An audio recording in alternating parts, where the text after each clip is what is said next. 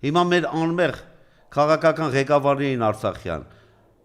հայրենասեր մեր ընկերներին վերադարձնել են արդյոք Հայաստան թե ոչ։ Ցավով արձանագրում եմ Նիկոլ Փաշինյանի գոյության պայմաններում, նա իշխանության գտնվելու պայմաններում հնարավոր չի դա։ Ինչպես հնարավոր չի այսօր մեր դատարաններում դատվող մեր հայրենակիցների նկատմամբ։ Ինչպեսի ապօրինի որոշումներ են կայացնում։ Լիդիա Մանթաշյան, կին, արդեն 6-րդ ամիսն է կալանքի տակ է։ Եվ մենք ունենք կին գլխավոր դատախազ, ներքին գործերի նախարար, արդարադատության նախարար եւ այլ բազմապիսի կին նախարարուհիներ։ Լավ դուք չեք պատկերացնում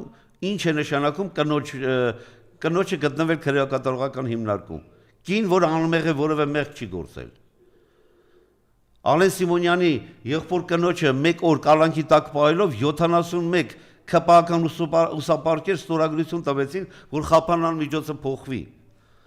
Լավ այս կնոջ նկատմամբ միթե այս վերաբերմունքներ պետք։ Միթե դուք կարողանում եք կին լինելով հանդերձ այդ կնոջը թողել ճաղավանդակների հետևում։ Բայց ինչի եք ոհմակի պես բղավում Ալեն Սիմոնյանի